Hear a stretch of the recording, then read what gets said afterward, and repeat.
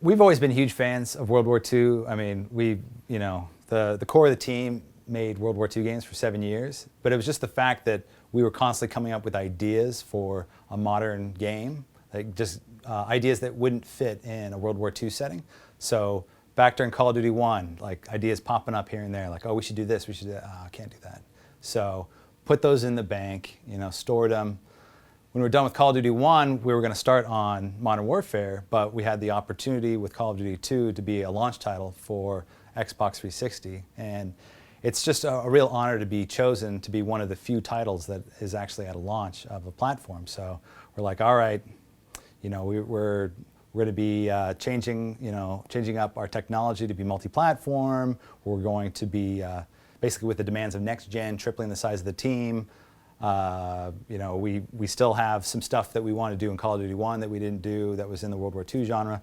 Played that out, nailed it, was a huge success with Call of Duty 2, and because of that success, all the doors were open. We could just do whatever we wanted to. So we had so many ideas for Call of Duty 4 Modern Warfare that it was just like, it was time. So even before we were done with Call of Duty 2, we started designing Call of Duty 4. We've got our villain. His name is Zakiev. He is a Russian ultranationalist, really bad guy, cut from the same cloth as Stalin, and wants to bring the Soviet Union back and wants to use the tools that Stalin had used to make the Soviet Union a preeminent power in the world. So this is intimidation, assassination, massacre, blackmail. So these are the tools of Zakiev. So Zakiev has started this started the civil war in Russia. He actually has a buddy of his named Al-Assad who's in the Middle East. Each of them have a henchman, and collectively they're known as the Four Horsemen. So they're causing this global conflict, and the Western powers are moving in to oppose them in this conflict. So the game takes place over just a couple weeks, and the player is able to rapidly redeploy between the battlefields. You maybe in one mission you're going to be doing urban combat in Russia, clearing houses, trying to find one of the Four Horsemen. Next mission you might be in the Middle East as a gunner on a Cobra attack helicopter.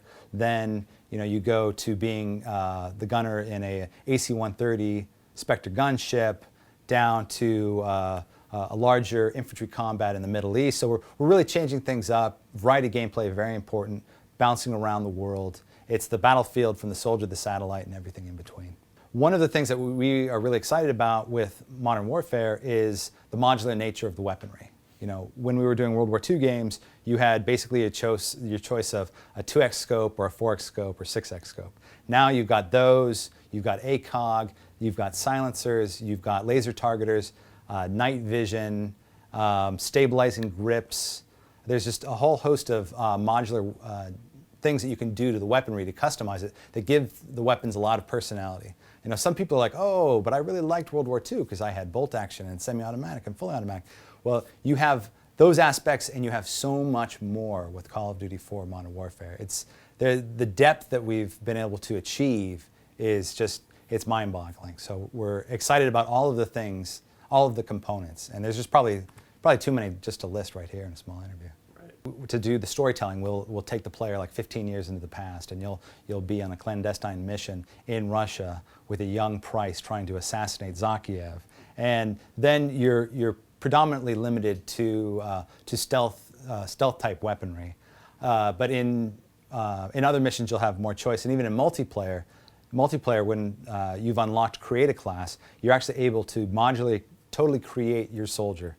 You can decide, I want to be a sniper, and I am going to take an improved sniper rifle. I want it to be a silenced sniper rifle. I'm going to take a special perk called Iron Lungs that allows me to hold my breath longer so I can steady my scope. I also want to take GPS jamming, so when the enemy are running around, they can't actually see where I am on the radar. Or actually, instead of that, I want to get eavesdropping, so I can listen into the enemy's voice comms. So if I hear that they're trying to pinpoint my location, I can hear that, oh, they're tracking in on me. I got to move.